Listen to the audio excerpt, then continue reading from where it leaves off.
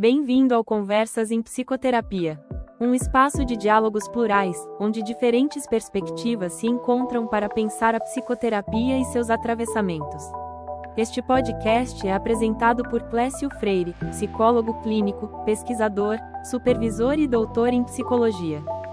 Clécio tem se dedicado a estudar a psicoterapia enquanto prática, a saúde mental, a psicopatologia e as psicoterapias existenciais, com publicações relevantes na área. Aqui, cada conversa é um convite para refletir sobre a prática clínica, seus desafios e possibilidades.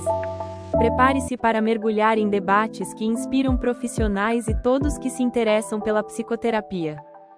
Episódio de hoje: Mindfulness e Psicoterapia. Convidada de hoje: Geice Araújo. Olá a todas e todos, sejam muito bem-vindas, bem-vindos a mais um episódio do Conversas em Psicoterapia. E para fechar essa primeira temporada, eu tenho uma convidada aqui muito especial para fazer esse fechamento dessa primeira temporada, esse primeiro semestre, né? Hoje, queria convidar aqui Geice Araújo, que é psicóloga e neurocientista, e que no doutorado e PhD desenvolveu muito sobre a prática de mindfulness. Hoje a gente vai falar sobre mindfulness, neurociência e psicoterapia. Então, resolvi fazer o convite para ela, para falar desse tema, que é um tema super importante, é um tema que é muito exposto, acredito eu, a gente vai conversar às vezes nem sempre da maneira adequada, né? Então é importante também de trazer, tem sido muito utilizado também como prática terapêutica, também na prática da psicoterapia. Então, para poder falar mais sobre essa prática, aprofundar, ver os aspectos em que ela pode ajudar e também os pontos críticos, resolvi fazer esse convite para ela. E falando aqui um pouco pessoal também, a Geice é uma das pessoas que eu conheci também nas redes sociais, a gente já conversou algumas vezes, então para mim é um grande prazer recebê-la, eu vejo o trabalho dela de longe, faz um trabalho muito legal, muito interessante também, trabalho de divulgação científica também, da própria psicoterapia também, então é um grande prazer te receber aqui, Geice, seja muito bem-vinda. Você quer se apresentar, falar um pouco, eu sempre digo, a pessoa falar um pouco sobre ela também, não quero ficar falando nada melhor do que a pessoa falar sobre ela mesma. Obrigada, Clécio, pelo convite. Fico muito honrada e feliz de estar aqui para contribuir com um pouco da minha história e do que eu construí nos últimos anos em termos de ciência e prática, tanto nas neurociências quanto na psicologia, na psicoterapia. Né, eu fiquei ouvindo você e uma das coisas que eu tenho pensado muito ultimamente é como que a gente se apresenta, né, e geralmente o que vem, especialmente em contextos de trabalho, ou até contextos sociais não relacionados ao trabalho, mas o que vem é o que a gente faz, né, os títulos que a gente carrega. E eu tenho tentado mudar um pouco isso e me apresentado muito mais sobre a pessoa, né, que sou. E eu acho que uma coisa que eu queria trazer, além de ser psicóloga e neurocientista, eu sou muito curiosa. Então, eu sou uma pessoa extremamente curiosa. Então, eu costumo dizer também que eu me vejo como uma ponte que busca conectar diferentes pessoas, saberes, informações. Então, ser essa ponte que pode fazer essa conexão e facilitar encontros e construção tem sido para mim uma certa bússola, assim, que tem guiado como eu sou no mundo, assim, né? Então, sou Geice bastante curiosa e Geice que adora conectar informações, pessoas, lugares e fazer algo novo a partir disso. Perfeito, que ótimo, né? Fico feliz, assim, e espero que hoje seja um meio de conexão, não só com pessoas, né? Que a ideia é que as pessoas escutem, levem para suas vidas, aqui no caso psicoterapia, sua prática, para o público geral também, né? E para falar de um tema, como eu falei aqui anteriormente, que é um tema que se popularizou bastante, né? E é interessante que vem de uma prática milenar, que vem do budismo, em que, não sei se dá para chamar de incorporada, enfim, não sei, aí, se não for o termo mais correto, adequado, você pode falar, com certeza, né, assim, mas que tem sido pensada na psicologia e como prática psicoterapêutica, né? Então, para a gente começar a dar o start, assim, Como é que você tem visto esse movimento? E se você puder falar um pouco também de como essa prática, né? Assim, como é que você pensa essa prática assim, sendo incorporada de uma sabedoria milenar, né? Assim. Uhum. É, falar sobre mindfulness, a gente precisa falar de onde vem, né? Então, você já trouxe essa informação que é uma prática milenar, que vem aí, tem suas raízes no budismo, e existem vários tipos de budismo, né? E diferentes escolas. Tem um paper que fala sobre essas diferentes escolas e divide essas escolas em não dual, e também no tipo clássico. Quando a gente fala, né, do mindfulness contemporâneo, a gente tem essas raízes lá muito, muito tempo atrás. Então, a gente tem o budismo, o Theravada, o Mahayana, o Vajrayana, a gente tem o Zen, né, que é muito conhecido no Brasil, tem figuras muito, muito famosas, como a Monja Coen, que fala muito do Zen, e o mindfulness, como a gente conhece em termos de aplicação clínica, apesar de ter nascido e ter essas raízes no budismo, houve ali por volta da década de 70 uma, digamos que um envelopamento dessas práticas dentro de um programa que acabou sendo baseado no modelo médico para se adequar ao que era preciso naquele momento, naquele contexto, para que as pessoas pudessem ter acesso a um tipo de tratamento que pudesse ser financiado pelo plano de saúde aqui nos Estados Unidos, né? Então, existe muita crítica em termos de como é que a gente usa essa prática, em termos de aplicação no contexto clínico, devido a essa extração de um determinado contexto cultural e ético, de como isso surgiu, e quando a gente retira essa prática de mindfulness, de meditação, dentro desse contexto cultural e ético, que tem algumas premissas que guiam, né, o porquê que a gente faz isso, qual é a intenção que a gente faz isso, faz essas práticas, que no fim é muito baseado na redução do sofrimento humano, né? Então a gente tem dentro do budismo, especialmente do budismo tibetano, a gente tem um modelo de as 4 nobres verdades, a gente tem que fala sobre o sofrimento, né? Então, se a gente vai falar sobre as 4 nobres verdades, a gente fala a tradução disso, ou a gente poderia chamar essas 4 nobres verdades como o diagnóstico, que fala sobre o sofrimento, que a gente pode ver também como uma insatisfação, que é um aspecto fundamental da vida, e o sofrimento tem uma causa ou causas, esse sofrimento ele pode ser cessado, e esse caminho para cessar o sofrimento ou a insatisfação que a gente tem nessa existência é um caminho óctuplo. Então, aí a gente tem esse aspecto do budismo que fala sobre as 4 nobres verdades, e a gente tem o caminho óctuplo. E o que é esse caminho óctuplo? Então, a gente fala do caminho óctuplo como uma visão correta, como uma intenção correta, como uma fala correta, uma ação correta. Então, a forma como a gente está no mundo, a gente fala sobre o esforço que a gente faz, sobre a concentração e sobre mindfulness. Então, veja que mindfulness é um aspecto muito pequeno desse caminho óctuplo, que é uma das formas, de acordo com o budismo, de redução do sofrimento humano, né? Então, quando o Jon Kabat-Zinn, ele é um biólogo, muitas pessoas falam que ele é médico, mas ele não é. Ele é um biólogo e ele ensina na Faculdade de Medicina em Massachusetts. Ele, lá na década de 70, um grande praticante, né, e um estudioso do Dharma, do budismo, ele trouxe essas práticas de meditação para dentro de um contexto clínico, para tratar pessoas, especialmente que sofriam com doenças crônicas, dor crônica, essas pessoas que estavam ali sem muito atendimento, ou até mesmo esperança de que houvesse um tratamento que reduzisse o sofrimento. Então, ele trouxe essas práticas de meditação, incorporou dentro de um programa de 8 semanas, e 8 semanas, não porque foi um número estudado cientificamente naquele momento, mas é o que era possível dentro do sistema de saúde americano de ser coberto pelo sistema de saúde, pelo plano de saúde.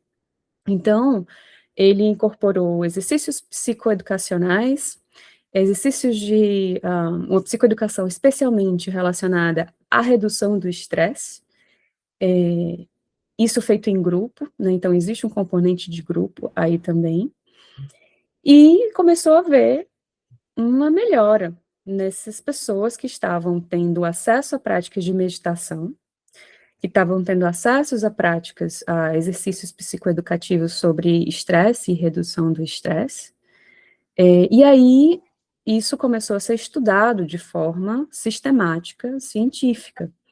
E o Mindfulness-Based Stress Reduction, que foi o primeiro programa de mindfulness que surgiu, e amplamente estudado até hoje, sim, e outros programas derivaram desse, fez e faz muita diferença na vida de muita gente, mostrando que é possível a redução do sofrimento de vários tipos de patologias a partir desse trabalho do treinamento da mente, né? Então, as críticas que surgem desse modelo é que existe uma determinada atitude e uma intenção quando se pratica isso dentro de um programa de mindfulness ou dentro da clínica psicoterapêutica, clínica psicológica, mas cadê o componente ético? Cadê a visão correta? Ou cadê a intenção correta? Ou a ação correta? E começaram a chamar, de certo modo, muito do que se faz, especialmente nos Estados Unidos, de Mac Mindfulness. O que é o Mac Mindfulness? O Mac Mindfulness, que é esse termo que foi dado pelo Ronald Purser, que ele tem esse livro aqui, chamado Mac Mindfulness, de modo que ele critica essa retirada de um contexto dessas práticas meditativas que beneficiam há muitos anos, muitas pessoas, e transformar isso em quase, ele faz uma comparação com fast food, né, com essa comida, essa coisa muito rápida, essa coisa que está aí disponível e que você pratica 5 minutos e resolve algo. E essa ideia de retirar essas práticas de um contexto ético e cultural, sendo colocada em um contexto que é utilizado especialmente para promover produtividade, é muito criticado. E aqui nos Estados Unidos, né, existe muito essa conversa de como é que eu estou trazendo, honrando as raízes dessas práticas, trazendo isso para a minha prática clínica, ou enquanto instrutor de mindfulness, para os meus programas de mindfulness, de modo que eu possa reduzir sofrimento e também reduzir danos, não causar danos, porque dependendo de como se usa determinadas ferramentas, ao invés da gente estar promovendo uma liberação de sofrimento, a gente está adaptando o sujeito a um determinado sistema que é adoecedor. E o problema disso é que muitas empresas, por exemplo, começaram a oferecer práticas e programas de mindfulness dentro das suas organizações, e a culpa começa a recair sobre o sujeito quando ele adoece. A gente está oferecendo esse programa de bem-estar. A gente está oferecendo essa meditação aqui, que é cientificamente comprovada, que reduz estresse.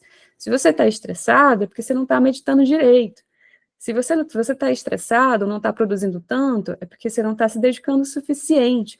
Então, existe essa culpabilização do sujeito dentro dessa roda que se retroalimenta quando a gente não traz um componente ético, quando a gente não traz uma intencionalidade e um trabalho de visão sistêmica, né, de como que é que eu estou inserido, como que esse contexto ele está influenciando no meu sofrimento hoje. Então, eu tenho ensinado e praticado, conversado sobre mindfulness, trazendo essa perspectiva mais crítica, compreendendo que não é só eu trazer uma prática de respiração para a minha prática clínica, para o meu atendimento com o meu cliente em psicoterapia, achando que essa prática em si vai reduzir o estresse dele, ou a ansiedade dele, ou a depressão dele. Eu preciso compreender o que está ali, quais são as raízes desse sofrimento que está se manifestando em forma de sintoma, que está se manifestando em forma dessa angústia existencial, que está se manifestando em forma de medo, né? Qual é o contexto disso?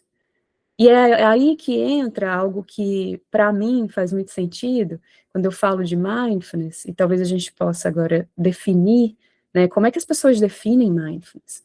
Se define mindfulness como essa atenção em que a gente direciona para o momento presente de forma intencional, com curiosidade, abertura e não julgamento. Bonito, né? Bonito. Mas o que é isso?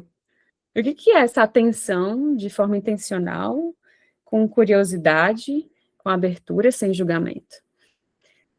Outras pessoas caracterizam como uma habilidade metacognitiva. Então, as neurociências começaram a estudar o que acontece no cérebro quando eu começo a fazer uma prática em que eu trabalho principalmente o meu componente atencional.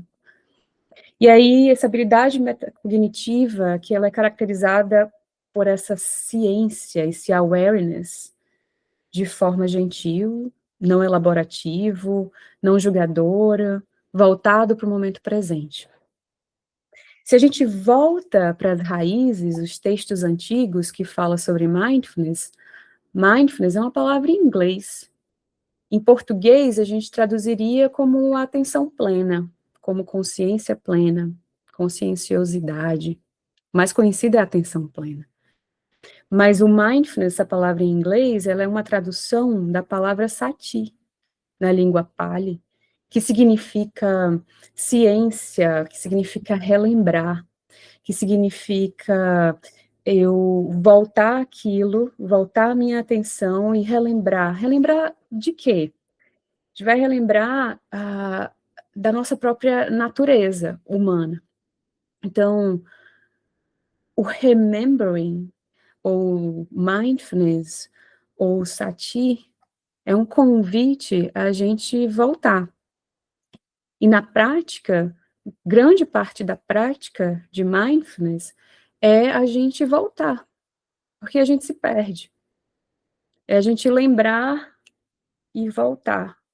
Lembrar da minha intenção, relembrar das minhas motivações e voltar. E eu volto para cá, para o momento presente. Como? Através do meu corpo, através da minha respiração, através dos sons do ambiente. E aí eu começo a trabalhar esse awareness, essa ciência, e o componente atencional também, que a gente pode desenvolver um pouquinho mais para frente. Mas, em resumo, temos aí as raízes no budismo, temos uma incorporação das práticas de meditação dentro de um modelo que foi se adequando ao modelo médico em função de acessibilidade para as pessoas, essas pessoas que inicialmente sofriam de doenças crônicas e que não tinham muitos tratamentos disponíveis e começaram a ingressar nesse programa de 8 semanas, que a gente também pode destrinchar um pouco o que acontece, e começou a haver muitos estudos para poder entender por que essas pessoas estão melhorando. E aí, principalmente a psicologia começou a se interessar muito em mostrar o que acontece, né? E hoje, dos mais variados programas existem, as mais variadas formas de aplicação de mindfulness enquanto prática, enquanto atitude, enquanto modo de ser, existem, e uma coisa que é importante que a gente sempre tenha em mente é que essas formas, e essas possibilidades precisam sempre ser adaptadas para o cliente, adaptadas para o meu público, adaptadas para o contexto, adaptadas com a cultura, né? Sim, sim, acho que você coloca várias dimensões, acho que fez um resumo muito bom, mas a dimensão que você está colocando é a dimensão ética, né, que é uma dimensão que passa por todas as práticas em saúde, especificamente psicológicas, psicoterápicas, né, porque você pode se apropriar de uma prática como mindfulness que você falou, que veio do budismo, que tem toda uma dimensão ético-política, tirar ela e, por exemplo, ir contra até alguns princípios dela, né? Então, assim, até fiquei curioso, assim, quando você fala de modelo médico, né? Assim, porque eu entendo que o modelo médico, quando você adequa algo, vai haver uma perda, né? Não tem o que fazer. Porque plano de saúde, a gente sabe dos Estados Unidos como funciona, né? Então, pensando até criticamente, assim, como é que você vê dentro disso tudo essa ideia do mindfulness, por exemplo, em um modelo médico, um modelo de 8 semanas, até para a gente pensar, porque, por exemplo, aqui no Brasil, realmente, você tem muitas empresas, não só nos Estados Unidos, que contratam, mas muito para dizer, às vezes, olha, eu estou fazendo uma medida, se você não foi, é problema. Agora a gente tem que pensar relações trabalhistas, tem que pensar assédio no trabalho, condições de trabalho, não? Claro que uma coisa não exclui a outra, né? Não estou querendo dizer que não vá, mas reduzir tudo como se aquela prática somente fosse resolver problemas sistêmicos. O processo de popularização da prática de mindfulness passou por essa manualização, assim como o processo da psicoterapia nos Estados Unidos também, de certo modo, passou, e ainda, né, passa por uma manualização na tentativa de aproximação com o modelo médico para poder ser aceito pelos planos de saúde. Então, foi a forma encontrada, naquele momento, na década de 70, de inserir isso e mostrar que, ó, a gente vai fazer isso com esse objetivo para ter esses resultados, né? Então, eu vou tratar um determinado sintoma dessa forma. Eu vou tratar um estresse crônico, que está ali como background de muitos adoecimentos. A gente sabe que o estresse é causa e também consequência de muitas comorbidades que a gente tem hoje, de doenças relacionadas a processos inflamatórios, também relacionados com degeneração, com processos com doenças neurodegenerativas, relacionado também à depressão. Então, assim, quando você começa a dizer que vou tratar isso em 8 semanas, eu vou tratar isso dessa forma e vou ter esse resultado, é muito atraente, né? Porque a história aqui dos Estados Unidos é eficácia, efetividade. Em menos tempo, como que eu posso tratar uma determinada condição em menos tempo? Para que seja eficiente, para que eu consiga ter mais pessoas passando por isso, logo o plano de saúde vai ter menos pessoas precisando de atendimento médico. Então, de certa forma, é algo que é muito sedutor, né? Eu dizer, programa, tanto que o nome, qual é o nome? Programa de redução de estresse. Vou reduzir todo mundo? Gente, quem é que não está estressado hoje em dia, né? Você está estressado, Cléia? Você se sente estressado? Sim, Eu tenho mais estresse, tem você, mas eu tenho, assim. Então, se eu vejo algo que me diz que em 8 semanas vai reduzir meu estresse, nossa, quero isso. E o sistema de saúde, o plano de saúde acaba, né, cobrindo isso, porque também não é um tempo muito longo. O que eu vejo enquanto pesquisadora e como praticante, como professora de mindfulness, é que é um início. Então, 8 semanas não é que vai tratar necessariamente a sua depressão, a sua ansiedade, ou reduzir completamente seu estresse, mas vai reduzir alguma coisa. Ou vai diminuir a tua ansiedade um pouco, ou muito até. Tem muitos estudos mostrando resultados incríveis, especialmente para aquele tipo de sofrimento que está muito relacionado a narrativas que a gente se conta. Então, é um sofrimento também muito relacional, de como que eu me relaciono com as minhas emoções, como eu me relaciono com os meus pensamentos. Tem esse aspecto relacional individual, mas também tem um aspecto coletivo, né? Então, eu vejo como que foi um meio encontrado para que mais pessoas tivessem acesso, para que o plano de saúde pudesse pagar, para mais pessoas terem acesso, e vejo como um início.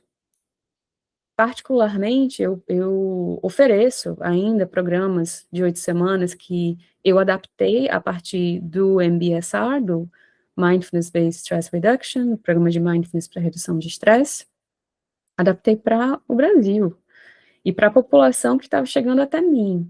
E para o que eu sei, né? Então, a minha formação, majoritariamente, foi nas neurociências.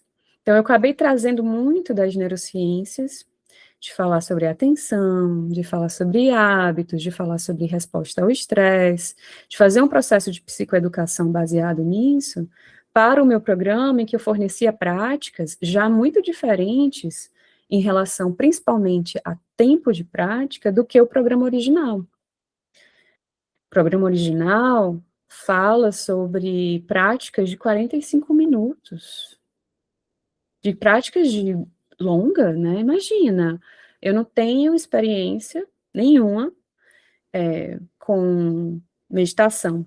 Parar, vou aqui sentar e prestar atenção no meu corpo, ou na minha respiração. E eu peço para uma pessoa fazer isso durante 40 minutos, 30 minutos, 20 minutos que seja, pode ser muito, muito difícil e até mesmo traumático. Quem é essa pessoa? Como é que está sendo a experiência dela? Então, eu fui modificando de modo que as práticas, eu reduzi o tempo de prática, a gente progride, porque o tempo também está relacionado com alguns benefícios que a gente encontra com essa repetição dessa prática. Então, à medida que a gente progride no programa, a gente aumenta o tempo, mas começa pouco. Não vou para a academia resolver pegar 120 quilos no leg press se eu nunca fiz academia. Eu vou me machucar. Preciso começar devagarzinho, aí com o tempo a gente vai aumentando o peso, porque eu vou ganhando substância, né, eu vou aumentando ali minhas fibras musculares, vou aumentando meu músculo, minha capacidade de fazer aquela atividade.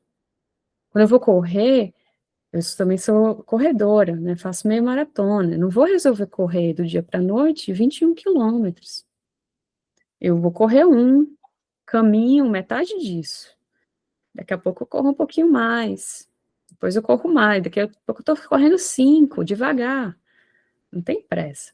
Daqui a pouco eu corro 10 e aí vou construindo isso à medida que meu corpo vai se adaptando a essa sobrecarga cardiovascular.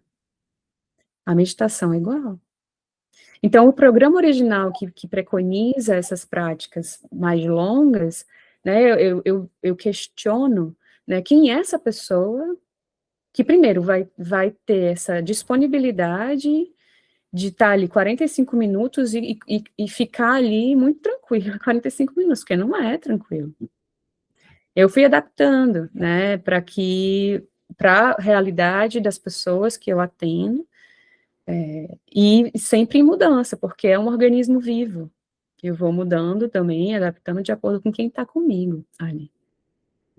Então me parece que você pensa uma prática de mindfulness, né, não manualizada, né? Até pode ter alguns componentes, mas você fala de um componente central nas nossas práticas psicológicas, psicoterápicas, psicológicas no geral, que é a adaptação cultural, assim, do que está sendo. Completamente. Completamente, Clécio. E assim, é uma adaptação cultural e é uma adaptação pessoal também, para o meu cliente, para o meu paciente, né? Se eu estou em grupo, apesar de estar no grupo, esse grupo é composto por indivíduos. Então, eu também e meus grupos, eles não são grandes, até porque se eu vou trabalhar com um grupo, eu preciso dar lugar para essas pessoas nesse grupo, né? Então, é uma adaptação para poder acompanhar esse desenvolvimento dessa pessoa que está ali disposta a sentar com o que ela traz, a sentar com o corpo, a sentar com a mente, as emoções, pensamentos, traumas, história, medos. Então, é preciso muita atenção para isso. Aí, mais uma vez, o modelo médico, ele foi necessário, manualização foi necessário, ainda faço o programa de 8 semanas, mas eu sempre digo que é um início, é a forma de começar. porque a verdade é que é uma prática para uma vida inteira. E ainda mais, eu digo que a prática real, meditação, mindfulness, acontece na vida. Ela vai acontecendo enquanto eu estou conversando, enquanto eu estou me alimentando, enquanto eu estou caminhando na praia, enquanto eu estou vivendo. Não é só quando eu sento e vou prestar atenção na minha respiração. Essa é um tipo de prática, mas eu prefiro que os meus clientes, alunos, entendam o que é essa. Eu costumo dizer que é um modo de ser mais presente, mais aberto e disponível, com curiosidade para aquilo que está vindo, que esteja fazendo isso durante o dia, do que faça isso só durante 10 minutos. Sim, sim. Mais uma vez, os 10 minutos são necessários para a gente trabalhar principalmente um componente atencional, sustentar a minha atenção diante desse mundo de tanta informação e fragmentação de atenção. A nossa atenção está assim, né? A gente não sustenta muito tempo. Então, é preciso sustentar. E aí, a gente trabalha isso através de uma prática de atenção focada. Sim, sim. Interessante, né? Porque pensando no mindfulness e no campo da psicoterapia, e muitas pessoas passaram a associar a abordagem, né? Interessante. E, por exemplo, eu vejo muito mindfulness como o que a gente chamaria no campo existencial de abrir-se para a própria experiência, né? Que inclui pensamentos, o que você sente. Eu falo isso porque dentro de um modelo manualizado, me parece que também foi tendo esse equívoco, me parece que o mindfulness virou uma técnica pura e simplesmente, e dentro, como se você retirasse, como você falou, todo o componente ético, todo o componente do sentido da prática, como se ela fosse uma técnica, por exemplo, para reduzir estresse pura e simplesmente, até pensando nos limites dela. Na psicoterapia eu sinto isso, não sei se você, assim, parece que virou um pouco até caindo nesse. Eu gostei desse termo Mac Mindfulness, né? Assim, virou uma técnica pela técnica, uma fetichização da prática. Foi capturado, né? Pela técnica. Na verdade, virou uma técnica para um fim. Então, o aspecto do modo de ser, de estar disponível e aberto à experiência de agora, se perde porque é como se eu fosse fazer isso só durante 5 minutos. Naquela técnica, naquela prática. Se eu estou ansiosa, vou parar, vou prestar atenção na minha respiração e pronto, daqui a pouco, aí resolvi, né? E não, eu não vejo como isso. Né? Enquanto psicóloga existencial, também eu vejo como uma abertura para o mundo e abertura para as coisas, para os fenômenos que surgem. Uma abertura para a minha existência, e essa existência ela pode ser bastante angustiante, ela pode me trazer algumas experiências e fenômenos que a gente pode categorizar como negativos ou difíceis. E não é sobre eu fugir disso, mas como é que eu posso estar com isso e me tornar familiar? Se a gente for ver o significado da palavra meditação, nas suas raízes, tornar familiar. Vou me tornar familiar com isso que surge. Como é que eu posso me tornar familiar? É a partir do encontro. É a partir do estar com isso que está surgindo, momento a momento. Muitas vezes, as práticas de mindfulness, dentro de abordagens mais específicas, são usadas como técnicas, como uma ferramenta, né, que eu vou ali lançar mão quando o meu cliente chega muito ansioso, está se sentindo muito estressado, e aí vai fazer uma técnica de respiração para poder, né, voltar para aqui e agora. Isso pode até trazer alguns benefícios, mas eu vejo como uma redução, muitas vezes injusta, com a potência que pode existir e que existe dentro desse modo de ser. Esse modo de ser em que a gente vai se encontrar com aquilo que está ali. E que eu não estou fazendo isso para resolver alguma coisa. Eu não estou fazendo isso necessariamente para reduzir a minha ansiedade, apesar que eu posso reduzir a minha ansiedade com isso, ou também posso aumentar, dependendo de como é feito, dependendo de como a gente trabalha esse encontro com essa emoção, esse estado que está ali. Existe muita essa dificuldade de estar com, porque existe um certo medo de que aquilo seja permanente, né? Então, o budismo fala muito sobre a impermanência dos fenômenos, a impermanência das coisas. A nossa própria vida é impermanente. E tudo é impermanente, está se modificando, está mutável o tempo inteiro. Mas, dependendo do nosso estado mental, às vezes a gente se apega e se identifica com narrativas, de modo que elas se tornam o nosso mundo, e a crença da permanência, de que aquilo é assim, não vai mudar, isso pode ser fonte de muito sofrimento. Esse apego àquilo que se mostra, e a gente trabalha um certo afastamento, eu me aproximo e eu me afasto. Eu me aproximo disso que está aqui, eu reconheço que isso não necessariamente sou eu ou diz de mim, mas é parte dessa experiência de agora, e que isso vai mudar. Por mais que a mudança pareça ser muito pequena e sutil, mas existe nuances, se a gente começa a olhar, até a nossa própria respiração, ela não é igual. Esse momento, ele não vai se repetir. Essa conversa, se a gente tiver em outro dia, ela vai ser completamente diferente. Então, a impermanência das coisas, o reconhecimento dessa impermanência, o reconhecimento das nuances dessa ansiedade que me acompanha há tantos anos, né? Quando a gente chega um paciente e diz, eu sou muito ansiosa, né? Já existe essa incorporação desse rótulo como uma qualidade do ser, e aí a gente começa a trabalhar isso, como é que essa ansiedade se mostra na sua experiência?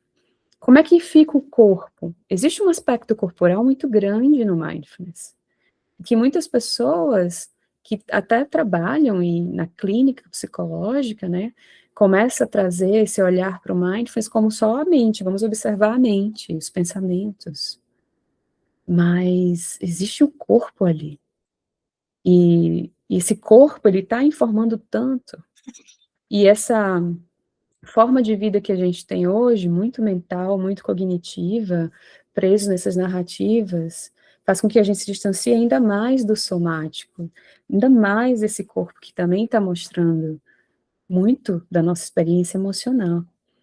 Então, mindfulness também é um retorno, é o relembrar de voltar para o corpo. E aí voltar para o corpo, né, e a gente poderia falar horas do que isso significa, de como é fazer esse trabalho com pessoas que têm traumas importantes relacionados ao corpo, mas o corpo é uma das possibilidades de retorno, e vejo eu como fundamental no trabalho dessa ciência, o awareness, da ciência do que está acontecendo. Volto para cá. Porque o corpo não está em outro lugar. Ele não está no futuro, ele não está no passado, ele está aqui. E a minha vida e a minha existência, ela é incorporada, ela é corporificada, ela não é só mental. Faz sentido isso? Total sentido, tanto que eu tô aqui me lembrando de fenomenologia, pra ser sincero, eu sempre vi o mindfulness, assim, claro, não tô querendo equivaler, mas com uma proximidade muito grande, né, assim, e acho que não dá para dizer, porque como eu falei, né, a gente está falando de uma prática que você pode ter leituras sobre elas, da neurociência, a gente pode ter uma leitura também mais cognitiva, pelo que eu entendi, né, mas que com cuidado de não reduzi-la, né, e minha coisa assim, assim, né, como é que você pensa o mindfulness na prática psicoterapêutica, assim, porque eu acho que você entrou num aspecto interessante, né, assim, eu fico pensando, é uma prática muito rica porque ela não é simplesmente uma redução de sintomas, como muitas vezes parece, né? Ó, meditar para lidar com a ansiedade. Às vezes na clínica você o paciente, eu comecei a meditar para lidar com a minha ansiedade. Eu falo, não, pensa que às vezes você não vai parar de sentir, às vezes você vai encontrar com ela se você fizer uma meditação como deveria ser, né? Então, como é que você pensa isso na prática terapêutica, assim? Eu acho que essa pergunta ela é essencial, assim, para a nossa conversa, porque eu penso essa prática de forma bilateral. Então, começa comigo, terapeuta. A presença que a gente precisa ter dentro de um encontro na psicoterapia, a atenção que a gente precisa direcionar para esse processo de encontro, a empatia que a gente precisa também ter para isso. Isso também é uma expressão de mindfulness, é uma expressão de presença, de estar aberto, curioso, de forma intencional para aquilo que surge.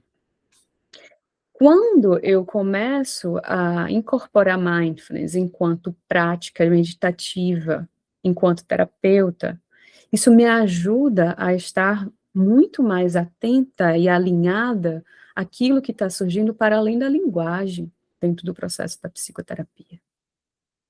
Eu consigo estar disponível de forma aberta, curiosa, presente e atenta, que é a definição, se a gente for ver de mindfulness, para o meu cliente, para o meu paciente, e capturando aqueles fenômenos que estão ali, para além do que está sendo dito na oralidade, no corpo, na respiração. E eu consigo fazer intervenções também para além da oralidade, da palavra, com a minha própria presença. Eu consigo facilitar um processo de regulação do meu cliente, do meu paciente, a partir de como é que eu estou também. Assim como eu posso até causar uma disruptura, uma ruptura naquela relação se eu não estou ali. Eu consigo perceber awareness, ciência, os meus próprios bias, os meus próprios vieses, se eu estou presente, atento, as minhas interpretações, de onde está vindo isso? Isso é meu? Do cliente? Se eu estou atenta, isso também é mindfulness. Mindfulness como modo de ser, mindfulness como modo de vida. A minha prática de meditação formal me ajuda a ver isso. Quando eu paro, por exemplo, quando eu falo de formal e informal, é como a gente categoriza essas duas formas de estar praticando mindfulness. Se eu paro por 20 minutos que seja, eu vou fazer uma prática, seja sentada, deitada, de olho aberto, de olho fechado, caminhando, mas eu vou dedicar aquele tempo para estar comigo e tudo que vem comigo. Minhas emoções, meus pensamentos, meu corpo, minhas sensações. Essa é a prática formal. Isso me ajuda a construir espaço e recurso atencional de forma sustentada para que no meu dia e na prática informal eu consiga estar desse modo.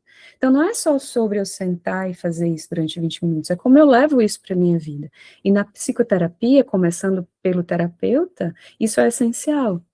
Eu diria que é difícil para mim, assim, e eu sei que tem, né, ainda muitos terapeutas que não se trabalham, né, para estar com alguém.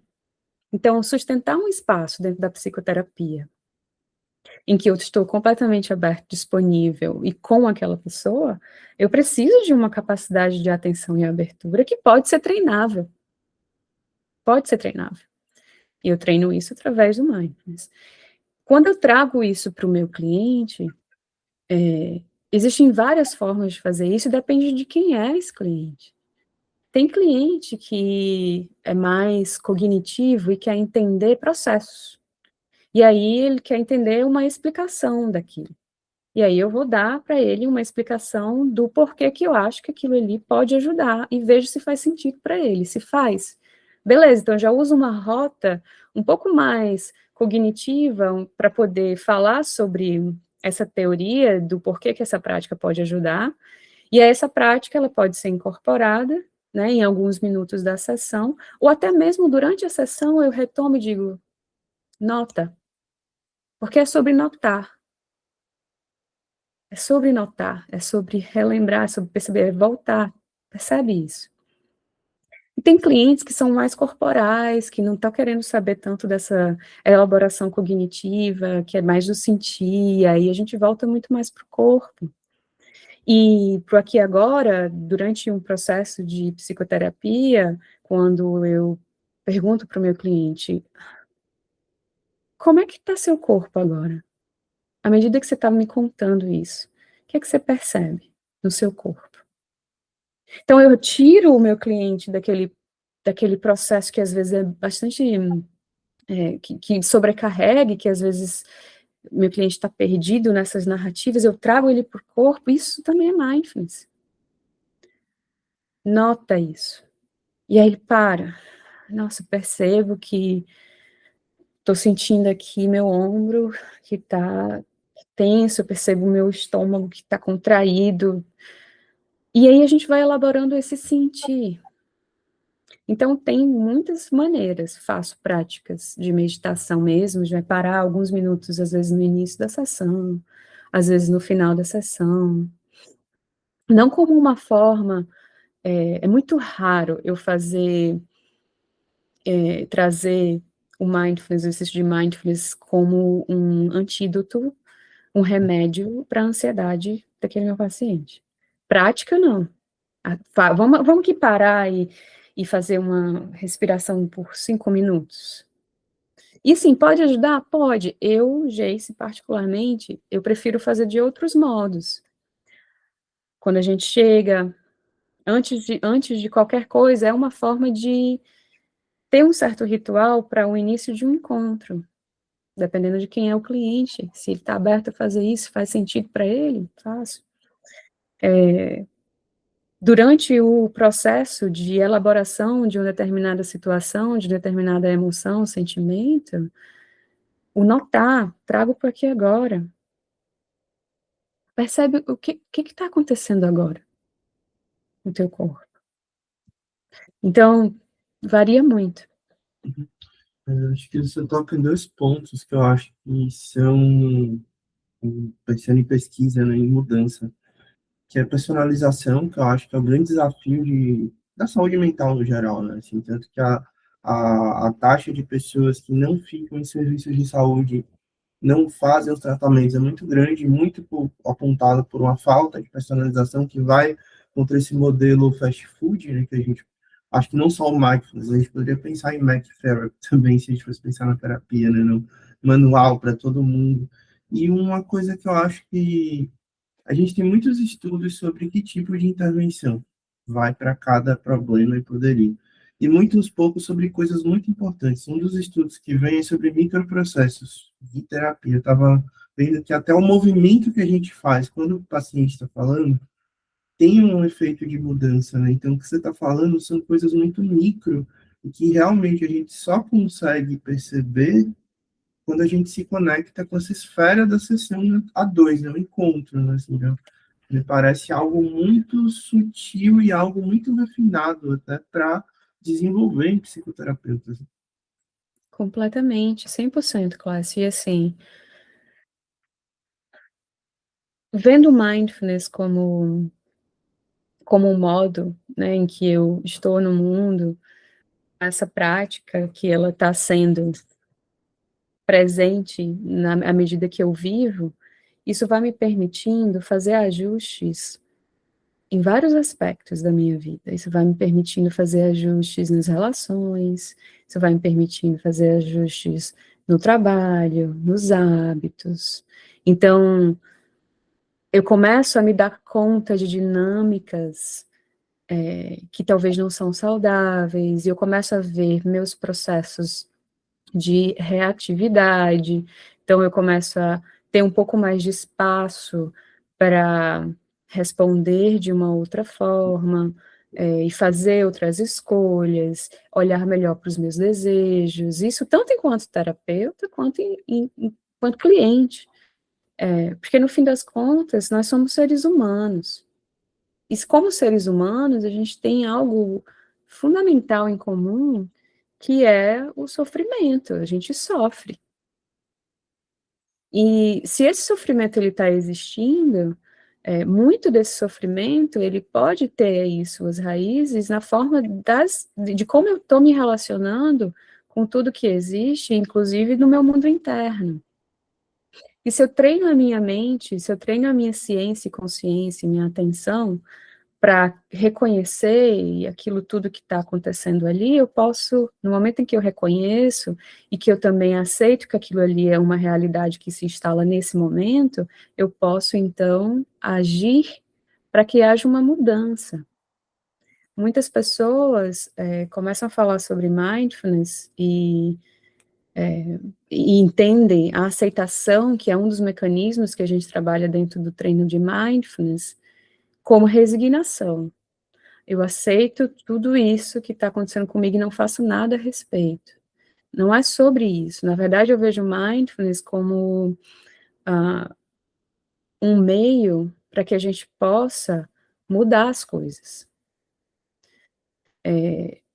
Quando eu resolvo mudar as coisas, não significa que eu estou negando. Eu reconheço que aquilo está ali. E eu reconheço como é que isso está me impactando.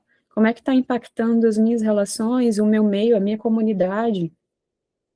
E aí eu vou fazer uma atuação nesse mundo de forma mais ciente, de forma mais consciente, mais atenta, mais intencional, não tão reativa e não tão automática.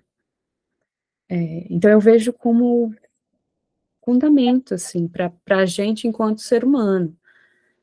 E quando eu inclusive faço, né, trabalhos também com algumas empresas, e quando eu faço trabalhos com empresas, eu faço essas provocações, assim. Eu vejo como uma semente, que eu vou ali, eu estou falando de forma crítica, que aí essa semente, dependendo de como ela for cultivada, ela vai germinar, e essa germinação ela pode trazer mudanças, tanto para a pessoa quanto para o contexto organizacional, né? Então, eu vejo como essencial. Então, tá no ponto, né? Assim, toda pessoa tem uma história e um sentido na vida dela. E como foi que você, pelo que eu entendi no doutorado, até você falou do PhD, assim, parece que é uma prática também, não só como psicoterapeuta, mas de vida, né? Como é que você se aproximou dessa prática, assim, tudo mais? Foi por motivos pessoais. Eu estava num momento, assim, de caos emocional da minha vida, e ouvi falar que meditação era algo que te ajudava a controlar emoções, entre aspas, e aí aquilo eu falei, não, eu preciso controlar essas emoções. Aí fui para um centro de meditação budista, em Natal, Rio Grande do Norte. E aí me encontrei com a chamata. Chamata, que é esse método de calmo permanecer, que é um método de treinamento da mente, onde a gente trabalha principalmente a atenção focada, e depois mais em outros passos, progressivamente a gente faz a prática de monitoramento aberto, em que eu não estou necessariamente usando um foco onde a minha atenção ela vai voltar, na verdade eu estou sem foco. Então, e a gente progride também isso quando a gente treina essa qualidade de atenção. E aí eu vi que esse treinamento da atenção através da prática de meditação começou a mudar alguma coisa em mim. Eu vi que eu estava menos reativa, eu vi que eu não estava tão identificada, e eu não tinha essa linguagem naquele momento, né? Não tinha estudado psicologia ainda, eu já estava fazendo neurociência, mas não estudava mindfulness, eu estudava célula tronconeural, desenvolvimento do córtex, assim, era outra pegada. E aí eu achei interessantíssimo, eu falei, nossa, eu estou me sentindo mais calma, e apesar de eu ter ainda esses pensamentos que me contam narrativas, que me trazem uma mobilização emocional, eu não estou sendo carregada por eles. E aí eu comecei a perceber, então, a minha ciência, o meu awareness começou a ser trabalhado de modo que eu comecei a enxergar mesmo. Antes de eu ser carregada por aquelas narrativas, eu via que aquilo estava acontecendo, e eu falei, nossa, que interessante. E aí eu fui pesquisar, eu falei, será que tem ciência disso? Isso foi em 2014, final de 2014. E já tinha muita ciência disso, e eu não tinha ideia da ciência da meditação, né? E aí foi quando eu decidi que eu queria estudar isso. Aí mudei no doutorado, iniciei o doutorado, já com a proposta de estudar mindfulness, e na época eu queria estudar dor e sono em mulheres com fibromialgia. Então, como que a prática de mindfulness poderia ajudar na redução do processo de dor e no sono, na qualidade de sono das mulheres com fibromialgia. E depois eu acabei mudando e finalizei o doutorado, meu estudo, com a investigação de práticas breves, 3 dias de uma prática de atenção voltada ao corpo, 3 dias consecutivos por 30 minutos, em laboratório, individual, não era grupo. E aí eu estava investigando os efeitos disso no cérebro, com eletroencefalografia, no sangue, com análise de cortisol, questionários relacionados à ansiedade, estresse, e também ao corpo, a essa habilidade que a gente chama de interocepção. E aí, no meio disso tudo, né, fui fazer minha formação em mindfulness, e aí comecei a frequentar espaços com pesquisadores, praticantes, budistas, que me abriram, assim, muitas portas e abriu minha mente sobre as possibilidades desse trabalho com mindfulness. E finalizei o doutorado, depois fiz um pós-doutorado estudando ainda mindfulness em adultos, e até hoje, assim, né, depois comecei a psicologia no meio do caminho, e trago mindfulness para minha prática clínica, porque é isso, eu vejo como fundamental, já que somos todos seres humanos e que sofremos dessa fragmentação atencional, que faz com que a gente entre num processo de automatismo e reatividade constante, e no momento em que a gente começa a trabalhar esse aspecto do treinamento da nossa mente e essa incorporação de um modo de vida mais aberto e curioso e presente, eu vejo como muito benéfico nas nossas relações, tanto pessoais quanto profissionais. Então, foi por aí o meu caminho.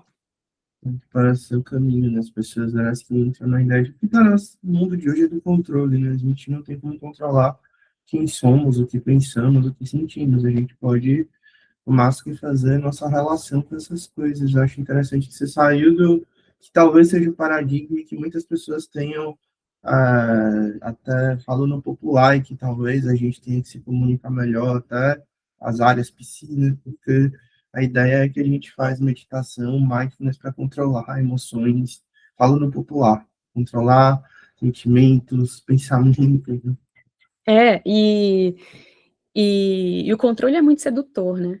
Foi o que me atraiu, no fim das contas. Mas depois, quando eu vi o que estava acontecendo, não era sobre controle, era realmente, como você pontuou, sobre relação. Então, a minha relação com as coisas, ela foi se modificando. E hoje eu vejo, assim, como que não controlo as emoções. O que eu posso controlar é o que eu faço a partir do encontro com essas emoções. Se eu estou ciente disso. Se não, também é um grande processo de reatividade.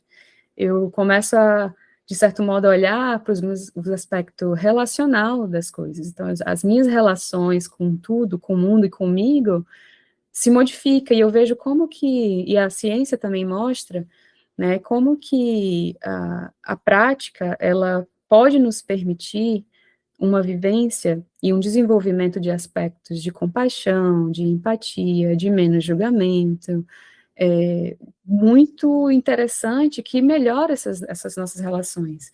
Quando a gente pensa em pesquisa de mindfulness, e até mesmo na prática clínica, existem medidas que se fazem com questionários, por exemplo, para capturar o que a gente chama de traço de mindfulness, a gente fala sobre traço de mindfulness, sobre estado de mindfulness, e isso tudo, se a gente for olhar para a ciência quantitativa, tem formas de medir isso, mas assim, no fim das contas, o que é que a gente está medindo, né? Como, por exemplo, se você pedir para monges budistas que meditam 10.000 horas na vida, e eles iriam dizer que eles têm baixo traço, eles iam falar, se eles fossem avaliar suas próprias capacidades de mindfulness, eles vão dizer que é menor do que pessoas que não têm experiência. É maravilhoso esse dado. E aí, quando a gente usa, né, e vai fazer ciência com quant, com questionários, tem o FFMQ, que é o questionário de 5 facetas de mindfulness, que te dá 5 dimensões, e nessas dimensões é interessante que na prática clínica a gente pode observar também como é que o nosso paciente, nosso cliente está desenvolvendo essas 5 dimensões da prática de mindfulness. E essas dimensões são observar, descrever, agir com consciência, não julgar e não reagir. E aí tem um questionário de 39 questões que se consegue capturar um pouco disso, mas é na clínica e é na conversa que a gente percebe quando o cliente fala assim, nossa, eu percebi que teve aquele momento, eu estava sentindo aquela raiva, mas eu não explodi. E aí eu consegui perceber que essa raiva, ela é como se meu peito tivesse queimando, assim, eu senti meu corpo todo se contraindo. E a minha mente estava fazendo isso e isso aqui. Então ele começa a descrever aquela situação, como ela aconteceu, e trazer a sua experiência de que, nossa, eu vi isso e eu não necessariamente reagi àquilo. Eu comecei a observar. Então são essas dimensões que a gente começa também a capturar na prática clínica e ver, nossa, está acontecendo, né? Então, a gente tem essas medidas e esses aspectos subjetivos que são possíveis da gente observar como uma certa medida de progresso dentro do treinamento. Perfeito. E assim, você, para quem quer conhecer mais, eu falo porque você tem um blog também, não sei se você, não, um canal também, desculpa. Você tem produz textos também, né? Então, assim, para quem quer conhecer um pouco do trabalho, adentrar no teu trabalho, assim, porque e adentrar também para compreender, talvez, geral, assim, o que você daria para quem quer entrar nesse mundo, né? E também só apresentar o teu trabalho também. É claro. Eu tenho meu Instagram, onde eu faço muito de comunicação, né, científica, falo sobre mindfulness, sobre psicodélicos, que é uma outra frente do meu trabalho, e sobre psicoterapia, que é @geice.araújo, GEISSY.araújo. Tem um Substack, e aí o meu Substack, porque como somos múltiplos, né, Clécia, eu tenho muitos interesses. Trabalho com mindfulness, psicodélicos e psicoterapia, mas tem um artista dentro de mim que escreve. E eu faço sentido do mundo através da escrita, que é também a minha prática de mindfulness. E a escrita no Substack, eu escrevo sobre as minhas experiências. Então, se a gente olhar atentamente os textos que tem lá, a gente consegue observar muito desse observar o mundo e começar a descrever o mundo, dessa consciência que se traz. Então, é a forma que eu encontrei de ter um pouco mais de tempo com aquelas pessoas que querem estar comigo mais tempo, porque Instagram ainda é muito rápido, ainda é muito os vídeos mais curtos e, né, existe ali todo um processo em que a gente se engaja, de que precisa consumir rapidamente informação. O Substack, os textos são mais longos, não necessariamente técnicos, mas traz um pouco da dimensão de como eu vejo o mundo. Então, a escrita criativa, geralmente eu falo sobre os acontecimentos, então é não ficção, mas também trago poesias. Então, lá no meu Substack também, acho que é só Jace lá, que é minha newsletter, que se chama O Diário. Então, as pessoas podem assinar e recebem uma vez por mês, ali eu escrevo algum tema. Recentemente, a minha última newsletter foi sobre o meu encontro com o Dalai Lama, que eu tive o prazer e a honra de encontrar lá na Índia, em um diálogo que teve entre cientistas e tradição budista tibetana, onde a gente falou sobre a inteligência artificial, mentes e ética. Então, aí eu escrevi, fui convidada pelo Mind and Life, que é uma organização que foi fundada pelo Dalai Lama, junto com Francisco Varela, que é um neurocientista chileno, e também o Adam, que é um empresário e advogado, que a ideia é juntar ciência contemplativa, né, juntar ciência e tradição, fundando esse campo da ciência contemplativa. E eu escrevi sobre isso. Então, se você tiver interesse sobre inteligência artificial, saber mais o que aconteceu lá nesse diálogo, trouxe, inclusive, um trabalho de uma psicóloga maravilhosa que eu conheci lá, que fala sobre empatia e chatbots, né, então, tipo, o ChatGPT, como é que é essa relação humano-máquina e a empatia que parece que essas máquinas podem nos proporcionar, mas será que proporciona mesmo? Então, eu falei um pouco sobre isso lá e sobre o meu encontro com o Dalai Lama. E além disso, tem o meu canal do YouTube, né, Geice Araújo também, onde tem algumas práticas de meditação, para quem tiver interesse.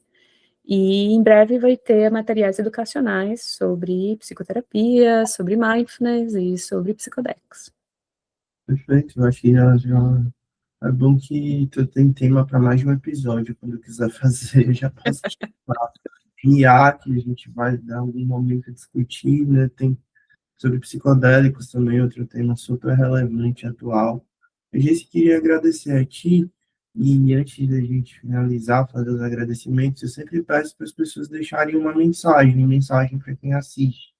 Seja esse é um canal voltado para psicoterapia, assim, mas que talvez não só psicoterapeutas, público geral e quem mais se achar interessante, né? Assim, qual a mensagem que você gostaria de deixar aqui para quem vai assistir? Eu diria que mindfulness, em sua expressão mais profunda, não é uma técnica que a gente simplesmente lança a mão para usar dentro da nossa clínica ou na nossa vida. É, na verdade, uma ética que pode orientar como que a gente se relaciona com o mundo, como que a gente se relaciona com o outro, como a gente se relaciona com nós mesmos. Então, quando a gente começa a olhar mindfulness como essa ética, como esse modo de ser, como isso que eu escolho trazer comigo sempre, eu começo a acessar muito mais potência daquilo que é possível do que quando eu uso apenas como uma técnica dentro de um contexto clínico ou não clínico, né, e que a gente possa, enquanto terapeutas e enquanto gente, se atentar para aquilo que está nos atravessando, para aquilo que está nos influenciando, para as nossas ações e como que isso está impactando o mundo ao nosso redor, e que a gente possa estar mais atento, que a gente possa trabalhar as nossas próprias questões e habilidades e fazer com que esse mundo, que tanto precisa de presença e compaixão, ele possa se beneficiar da nossa presença aqui. Então, eu diria que mindfulness, como esse modo de ser, é mais que necessário. Perfeito, então eu agradeço muito, assim, eu sempre falo, nos episódios, se eu pudesse, eles teriam 2, 3 horas, mas infelizmente a gente faz em 1 hora, porque há um tempo também, né? Mas a gente poderia ficar aqui como se você abriu várias portas, e eu, curioso aqui que sou também, eu adoraria falar sobre todas elas, mas temos um tempo. Mas agradeço bastante a tua presença aqui, fechamos a temporada com chave de ouro, né? Convido vocês a assistirem os outros episódios e a gente vem na segunda temporada aí com mais gente aqui para falar sobre esse tema. Obrigado, Geice. Seja muito bem-vindo. Maravilha, obrigada. Vou só deixar uma indicação para quem tiver interesse, tem esse livro, acho que vai ficar virado, mas é Mindfulness e Psicoterapia. Eu não acho que não tem em português, talvez tenha já, não sei a tradução, mas ele é super interessante e traz desde a história a parte clínica, né, e científica do mindfulness. Então, traz casos clínicos, como que a gente trabalha. Então, mindfulness e psicoterapia eu vejo como uma leitura essencial para aqueles terapeutas interessados no tema. E o Mac Mindfulness, né, do Ronald, que fala sobre esse aspecto mais crítico de como que o mindfulness foi capturado pelo capitalismo e transformado nessa técnica que promove produtividade. Vou dizer que eu adorei esse termo, vou usar ele para outras coisas também, porque é muito bom. Acho que o autor foi genial. Mas obrigado, eu vou pegar depois e colocar aqui embaixo os links também, a gente vai ter na descrição, não se preocupe, vai estar aqui embaixo. Obrigado, então, pela tua presença, seja muito bem-vinda, espero que a gente tenha, como eu disse, já estou pensando em outros episódios, por exemplo, sobre psicodélicos, quem sabe a gente possa fazer no futuro, até sobre IA também, que tu escreveu, mas é um grande prazer ter aqui, e É isso, gente. Então a gente se vê na próxima temporada. Isso. Parada.